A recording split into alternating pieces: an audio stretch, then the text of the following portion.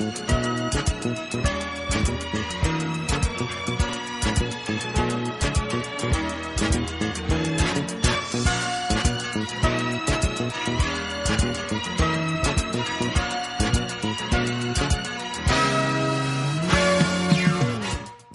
Messieurs, bienvenue sur Maïcha Télévision, la chaîne de référence des femmes.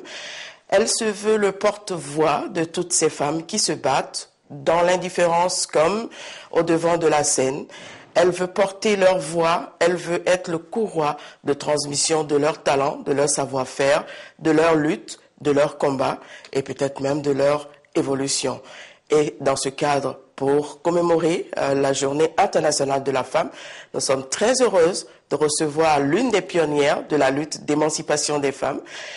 Elle est ici pour nous entretenir et faire le point de ce qui est fait et ce qui reste surtout à faire. Alors, vu sous cet angle, quel est le regard qu'on peut porter aujourd'hui sur l'état des lieux de la femme africaine, la lutte qui a été menée jusqu'à ce jour? Madame Ndioro Ndiaye. Je ne veux pas vous donner la réponse sempiternelle. Beaucoup de choses ont été faites, il reste beaucoup à faire. Non, je pense qu'il y a eu des succès et des échecs, si on peut s'exprimer ainsi. Nous avons eu beaucoup de succès engrangés parce que nous avons été accompagnés par nos institutions. Les mécanismes institutionnels qui ont été créés au lendemain des indépendances, qui faisaient le joint entre la situation de la femme pendant la période coloniale, le statut de la femme que le colonisateur lui conférait, les tendances lourdes qui les plombaient au chevet des hommes.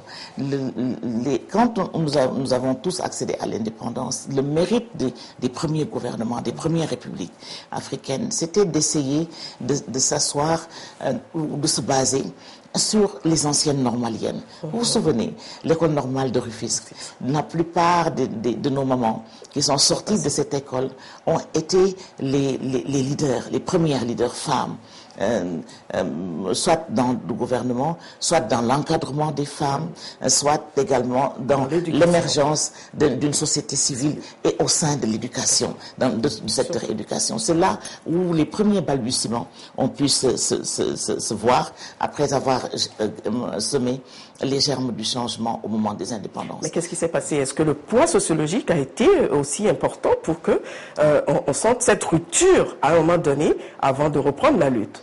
Tout à fait. Et je crois qu'on n'a laissé aucun quartier, on n'a pas laissé la chance à la situation d'avant de se perpétuer. Je crois qu'il faut reconnaître ce mérite et c'était un grand succès.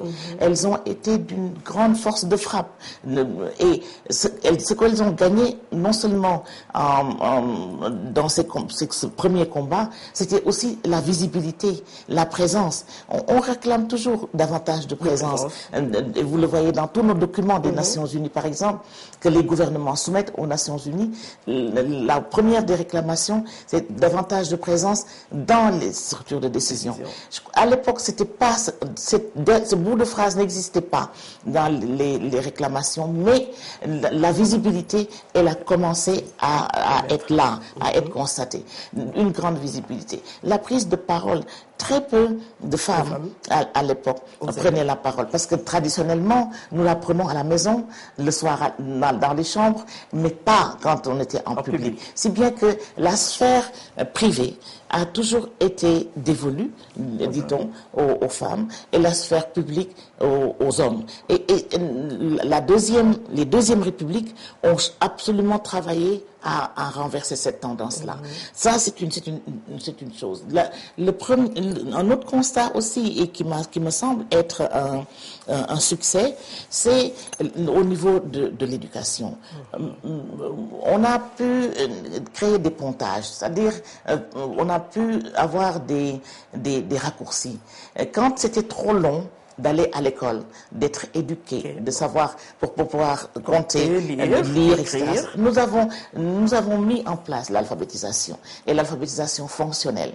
Ce sont des systèmes qui ont payé également. Si je vous donne l'exemple du Sénégal que je connais un peu mieux peut-être que les autres, ce que les groupements de promotion féminine ont eu à réussir comme combat. C'était des verrous qu'elles ont fait sauter, que le système, que l'institutionnel a fait sauter en mettant l'accent sur l'alphabétisation, le calcul pour les femmes et dans les langues nationales. Et l'un dans l'autre, si vous prenez les cohortes donc, de femmes qui ont pris les couloirs classiques d'éducation tels que moi-même ou mes grandes sœurs, nous avons pu être rattrapés à un certain niveau par des femmes qui ont choisi ou que par le hasard de leur vie n'avaient pas d'autre choix que de prendre la voie de l'alphabétisation et de l'alphabétisation fonctionnelle. Et elles sont devenues des femmes de grande qualité qui produisent pour leur pays, qui produisent pour elles-mêmes et qui contribuent ainsi au PIB de leur pays. Ça, c'est des constats de succès. Et justement, parlant de ce genre de profil, nous allons au Burkina Faso, parce qu'il y a une qui s'essaye. Elle s'est battue. Aujourd'hui, elle est éleveuse. Elle essaie de gérer sa famille avec. Et dans le même temps, elle aide ses jeunes sœurs à dans l'alphabétisation, à lire, à écrire et à se prendre en charge aussi. Oui. Alors, si la régie nous permet, nous irons au Burkina découvrir cette bonne femme qui se bat et qui prend en charge un monde fou, comme nous avons l'habitude de le voir en Afrique d'ailleurs. Tout à fait. Et il faut le dire, on ne le célèbre jamais assez. Et c'est le moment de le faire. D'accord. Kafando Koutou Assetou a 43 ans.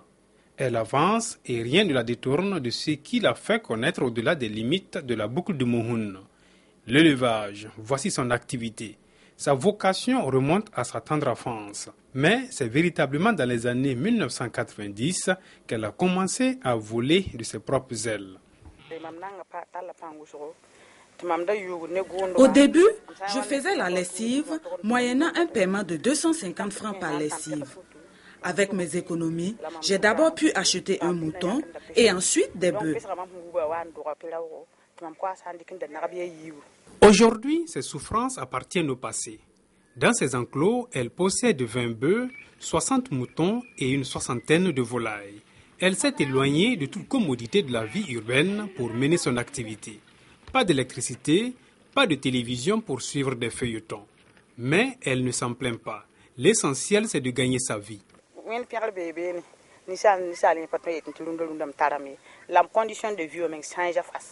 Grâce à Dieu, les conditions de vie se sont améliorées pour ma famille et moi. Je m'occupe de mes employés et mes gains annuels sont satisfaisants.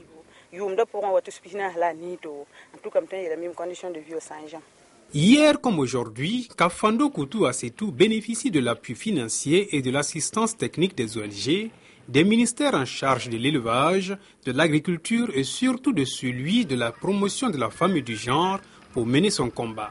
C'est une femme qui se bat et qui, je pense, par sa détermination, sa volonté d'aller de l'avant, est un modèle que les autres femmes peuvent bien suivre. Parce que à voir ce qu'elle fait, vraiment, c'est une femme qui force l'admiration.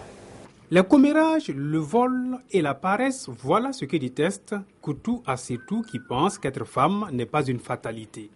Mais d'où tire-t-elle l'énergie nécessaire pour s'occuper des animaux et supporter les odeurs, les nuisances sonores et les piqûres de moustiques et autres insectes?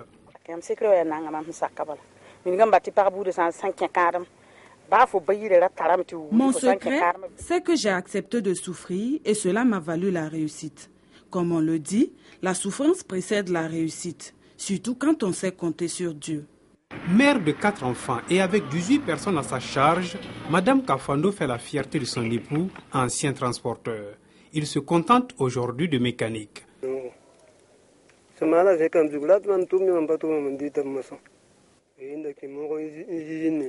Mon épouse me soutient dans la gestion de la famille et j'en suis fier. Sa plus grande joie, c'est d'avoir ramené sa mère auprès d'elle après qu'elle ait été répudiée par son défunt père.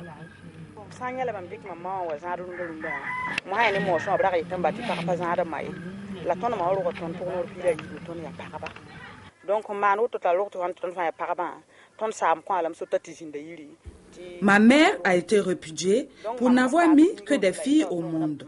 Aujourd'hui, ma condition de vie s'est améliorée et je suis allée la chercher pour m'occuper d'elle.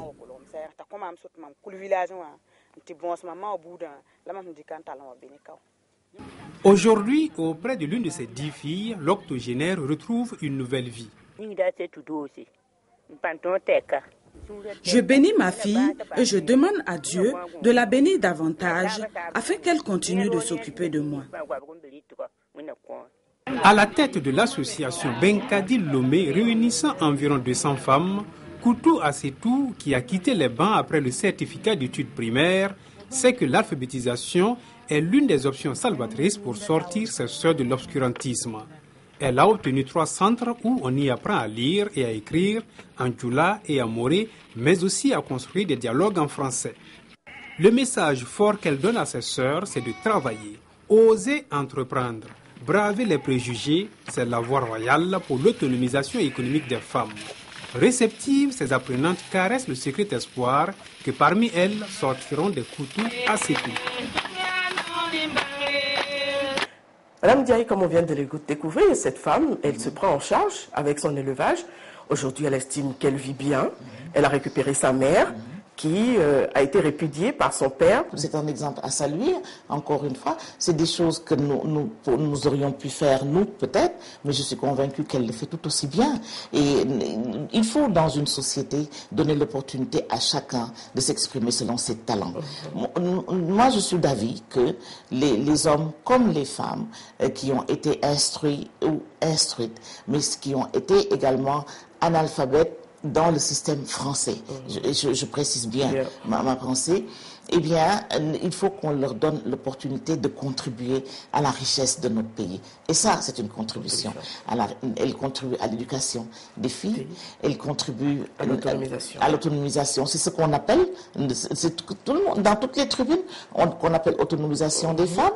Et puis ensuite, elle prend en charge plusieurs générations. Elle prend une génération plus jeune que la sienne, mais elle prend également la génération d'avant elle, celle de sa mère. Et c'est un exemple. Moi, Maïcha, je voudrais suggérer que Maïcha puisse avoir une galerie de films. Oh, c'est fort. Cela fait partie de nos grilles, parce qu'on a plusieurs portraits de ce genre. Alors, au regard de ce genre d'exemple, ma question c'est, quelle est la lutte qu'il faut porter aujourd'hui quand on parle de l'épanouissement et de l'évolution de la femme sur le plan africain? Il faut faire les deux types de lutte en même temps.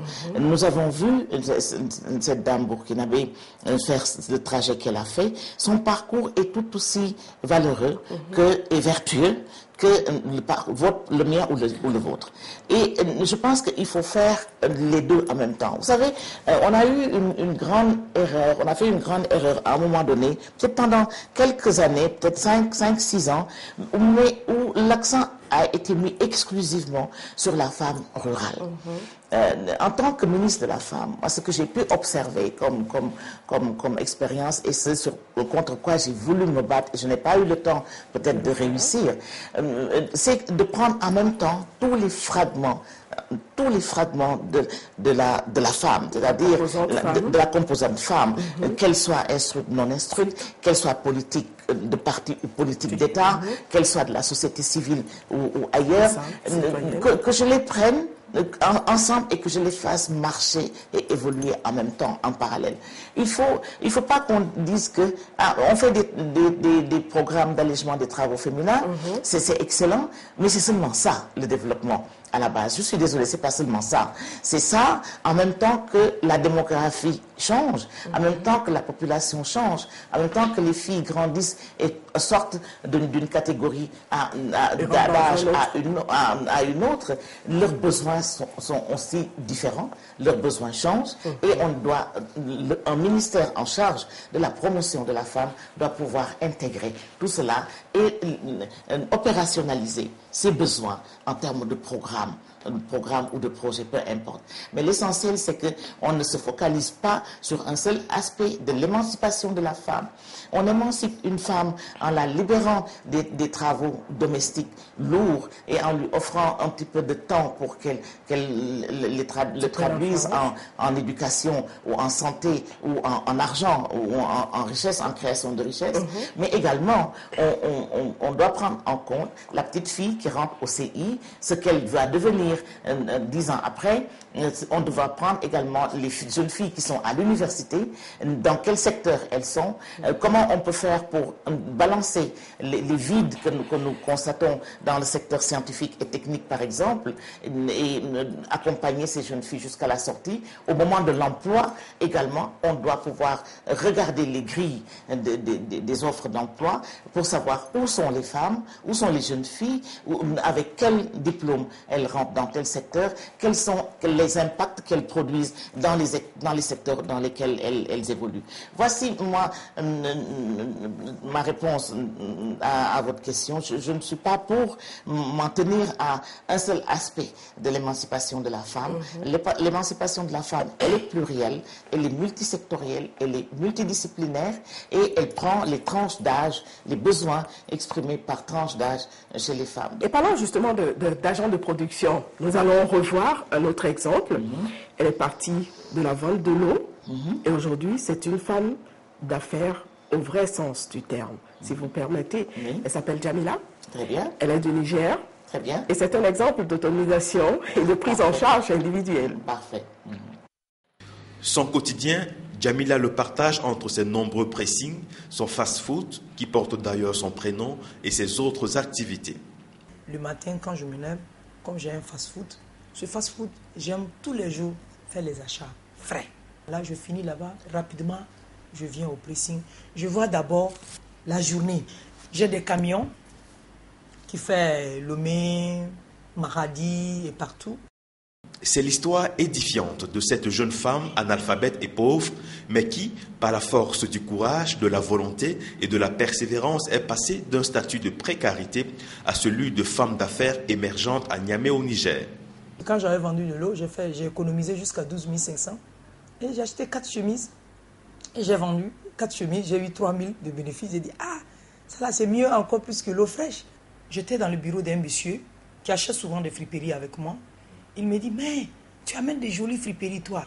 Et le monsieur me dit, mais tes friperies sont pauvres, mais c'est comment? Tu ne vas pas ouvrir un pressing? J'ai dit, mais qu'est-ce qu'on appelle pressing? Le monsieur me dit, non, c'est là où on repasse les habits avec des machines. Il dit, Inch'Allah, je vais ouvrir pressing. Je suis sorti dans son bureau, il a pris cette chemise. Je suis revenu, il dit, mais c'est intéressant ce qu'il me dit. Hein. C'est avec quoi on fait pressing? On me dit, mais c'est une machine qui est ronde et tout. Il dit, c'est avec ça qu'on fait pressing? D'accord, je vais acheter la machine. Malheur à ne que j'achète cette machine, elle tombe en panne, on ne peut pas la réparer. Jamila est de cette catégorie de femmes entreprenantes qui, très jeune, a pris le risque de s'engager dans une aventure solitaire dont elle seule mesurait la portée. Je ne regrette pas aujourd'hui que je n'ai pas eu la chance d'aller à l'école. Non. Aujourd'hui, je marche dans le même pas que ceux qui ont déjà été à l'école. Les femmes qui sont à la maison, ils ont des diplômes de baccalauréat, ils ont des diplômes de quoi? Non. Écoutez, sortez, faites quelque chose. Hein? En faisant cette chose, regarde, je vendais l'eau fraîche que Dieu m'a monté la route du pressing. Du pressing à d'autres choses. Mais aujourd'hui, quelqu'un va te dire, non, moi j'ai honte de faire ce travail. Pourquoi avoir honte?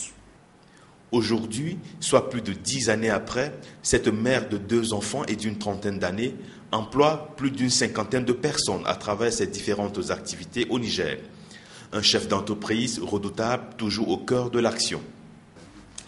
Dans le pressing, je repasse des fois, je trie les habits. Hein? Là où ça fait le nettoyage, je vois comment on détache les habits d'un client. Je vois comment on fait jusqu'en plastique. Je suis là. À Niamey au Niger, elle est un modèle de réussite pour bon nombre de femmes, mais aussi d'hommes. Le parcours de Jamila, passion.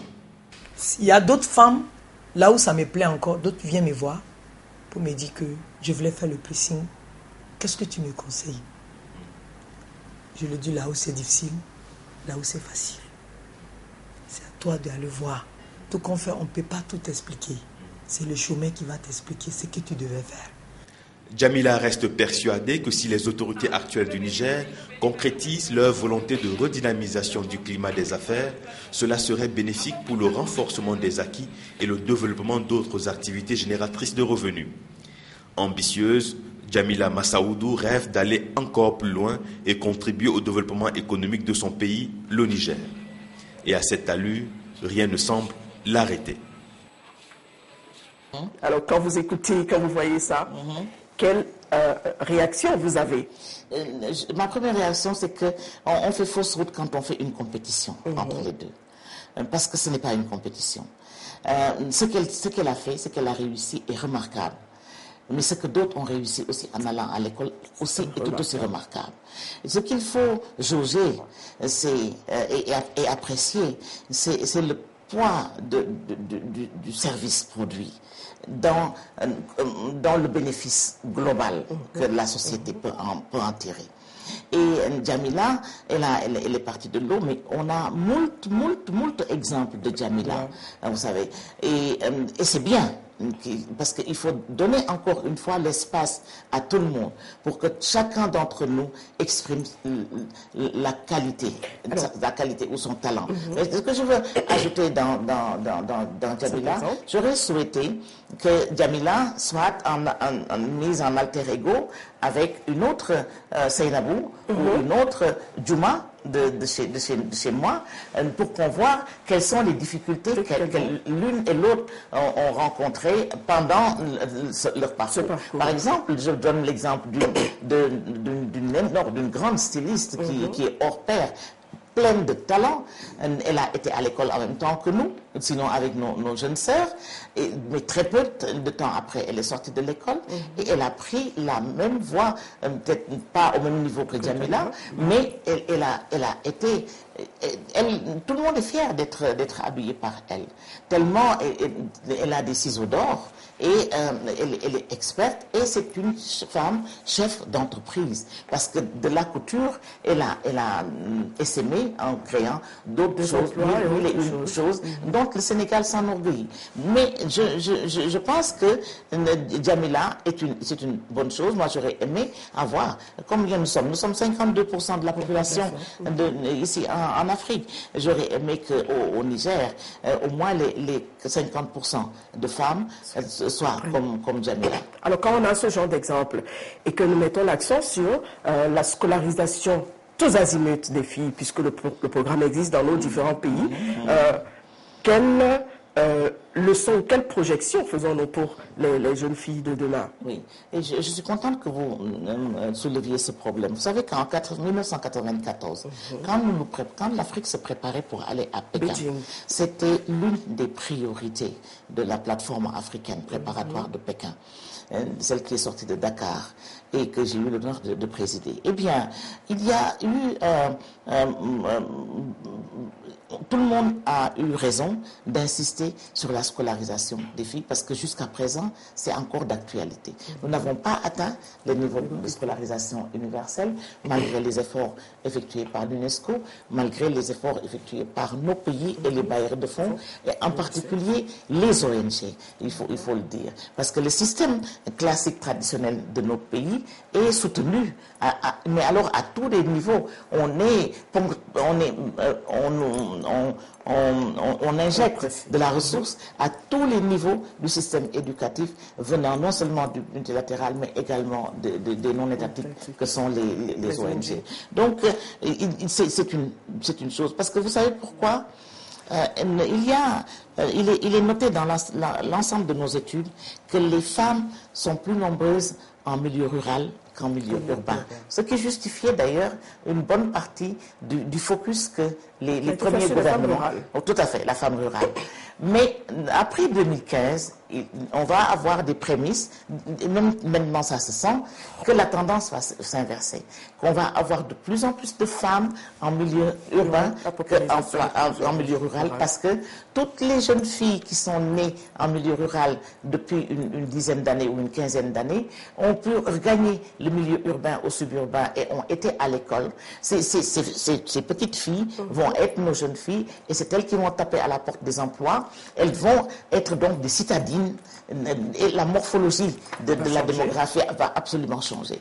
Donc, insister sur la scolarisation des filles est important parce que la force de production de nos pays, après 2015, va se baser, va se reposer sur la force de travail et la force de production de cette frange de la population, dans la pyramide démographique que nous avons, de cette frange de la population, et ça va être des filles en particulier. C'est pour ça qu'il faut que les filles investissent tous les créneaux de métier. Alors, je m'en voudrais de ne pas aborder l'autre volet, puisque vous aviez été l'ancienne directrice adjointe de l'Organisation internationale pour les migrations.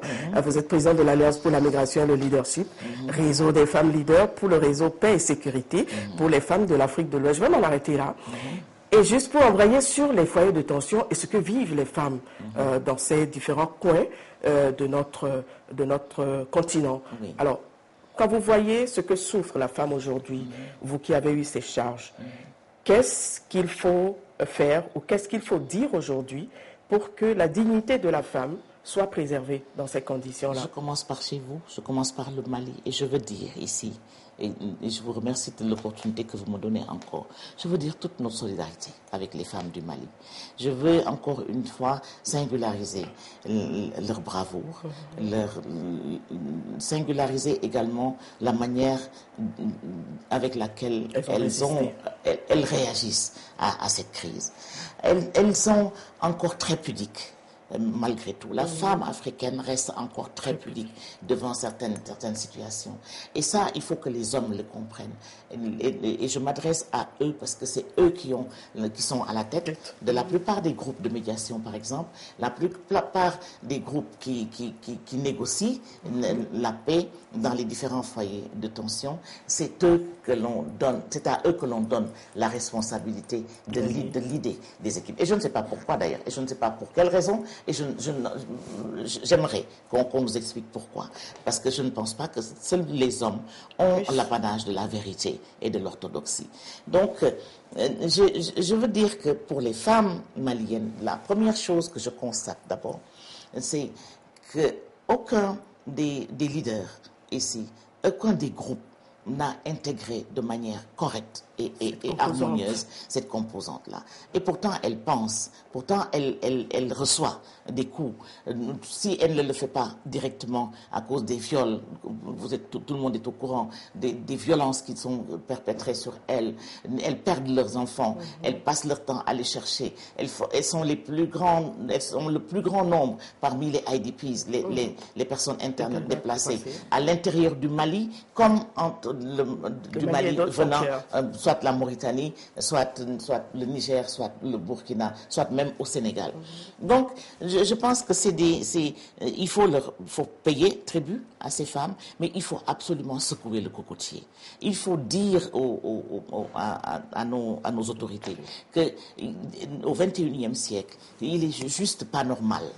Il est juste pas normal qu'une structure se crée, une structure qui a l'ambition de générer de la paix, d'asseoir la paix, d'installer la paix, une structure qui a comme ambition de réconcilier des gens, une structure qui a comme ambition de reconstruire un pays et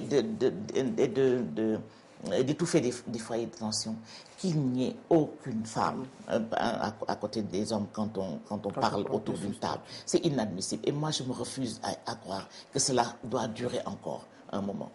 Ça, c'est une première chose. La deuxième chose, c'est que si vous regardez les foyers de tension à travers l'Afrique, prenons les Grands Lacs, par exemple, et l'Afrique centrale, en RDC, la situation s'est beaucoup améliorée malgré les exactions que l'on connaît, mais parce qu'il y a eu un effort et de la société civile et de l'État à un moment donné pour intégrer des femmes dans ces endroits où ces discussions se tenaient. Même si, encore une fois, je dis, je sais qu'il y a énormément de problèmes encore en RDC. Nous sommes en contact avec les dames qui y sont, nos sœurs qui vivent ce drame. Elles ne sont pas encore sorties de l'auberge, mais mais au moins elles ont voix au chapitre. Ici, pourquoi pas? Mais nous sommes heureux de relayer vos préoccupations et c'est tout à votre honneur. Alors, nous allons sortir de cet entretien. Si je vous demande de faire une projection, dans 10 ans, comment voyez-vous le combat de la femme ou comment voyez-vous la femme africaine au regard de tous les combats et des luttes qui restent? Oui, on a gagné beaucoup de combats, on en a perdu certains, mais il y a des combats qu'on ne peut pas rater. C'est celui de l'instruction et de l'éducation. C'est le premier. En 2035, la plupart des États africains, parce que le mien en fait partie et que les études sont faites ainsi, les germes de changement sur lesquels n'importe quel gouvernement doit pouvoir se baser pour faire de la valeur ajoutée, pour créer de la valeur ajoutée, pour créer du profit, pour créer de la qualité, c'est l'éducation. Et dans tous les secteurs, à tous les niveaux et dans tous les segments de la société. Je veux dire les jeunes, donc allant du préscolaire ou du scolaire jusqu'au niveau universitaire et post-universitaire. Ça, c'est un des germes de changement les plus importants. Le deuxième combat que nous voyons aussi profiler, qui est là, parce que nous l'avions dit déjà en 1994, c'est la disparition des internats. Je ne sais pas comment est-ce dans les autres pays, mais dans mon pays, pendant 10 ans, on a fait un effort pour démanteler tout ce qui était internat pour les jeunes filles. Maintenant, il reste... Ça revient. Certains pays. Il faut que ça revienne. Parce qu'on s'est rendu compte que c'était un échec, c'était une erreur d'avoir laissé tomber les internats pour promouvoir l'éducation de la jeune fille. Donc, il faudrait qu'on y revienne. C'est un autre germe de changement sur lequel il nous reste un combat à mener. Notre troisième perspective, c'est l'accès aux ressources. L'accès aux ressources en tant qu'entrepreneur, donc qui demande un statut et une qualité particulière, mais également les ressources de la terre, l'eau par exemple, et tout ce qui est économie. Ça aussi, c'est sorti de nos différentes analyses que d'ici à 2035, nous ferions mieux d'insister sur l'élargissement de l'accès à ces ressources aux hommes, mais également aux femmes. Ce sera un intérêt pour notre pays. Et enfin, l'intégration régionale. Il y a un combat. Nous avons chez nous au Sénégal, et vous avez certainement une cellule ici, quelque chose que nous avions créé quand nous étions dans le gouvernement et qui s'appelle l'Association des femmes de l'Afrique de l'Ouest. Moi, j'en avais hérité de mes sœurs guinéennes parce que c'était du temps du président Sékou Touré que cette association a été mise en place. Quand nous étions ministres, j'ai accueilli la conférence à Dakar et j'ai pris la présidence, et quand je suis parti, d'autres personnes l'ont prise. Mais ce que je veux dire, c'est que l'intégration, à l'époque, les mêmes soucis sont encore d'actualité. Le souci principal était de facturer la production de la femme dans l'intégration économique régionale ou sous-régionale. Et nous ne sommes pas encore arrivés malgré tous les efforts qui sont faits. Il y a des organisations qui y travaillent, mais elles ont le défi, un grand défi à relever, celui de réussir cette intégration économique régionale. Voilà à peu près ce que je peux dire dans les différentes projections, en gros, des combats qui nous restent à mener. Ce qu'on dit dans nos contrées, que c'est au bout de l'ancienne qu'on tisse la nouvelle corde, on peut garder encore espoir que ça se fera. Je suis convaincue que Merci ça se fera. Merci beaucoup, Madame Ndioro Ndiaye. C'est un plaisir pour nous de vous avoir reçu. Comme je le disais, c'est une militante dans l'âme et ce sont des pionnières. C'est un plaisir d'avoir partagé ces quelques instants avec vous pour parler justement de nos conditions et du devenir de la femme sur le continent africain et pourquoi pas dans le monde. Merci beaucoup. Merci beaucoup. Et c'est nous qui vous remercions. Je voudrais en profiter pour remercier toute votre équipe. Je vous en prie. Madame Ballet, vraiment, j'ai trouvé une équipe dynamique, jeune et qui en veut. Je souhaite à vous qui êtes le leader, parce que c'est vous le leader de ce groupe. Je vous souhaite une grande force. Une grande capacité à gérer en harmonie tout ce groupe. Il s'agit de Marie Kabou, de Hermine Kossé, de Jeannette Diarra, Guédé Keita, Astan Kouyaté, Natou Sango, Khadija Diallo et Balkissa Cissé. Et je n'oublie pas les hommes. Ils sont nombreux. Je vais citer juste quelques-uns. Raoul Oussou, Jonas Sagnon, Dramane Traoré, Aïda Milongo, Arnaud Kofi, et j'en oublie d'autres. Comme vous l'avez dit, c'est une chaîne et chaque maillon de cette chaîne est très importante.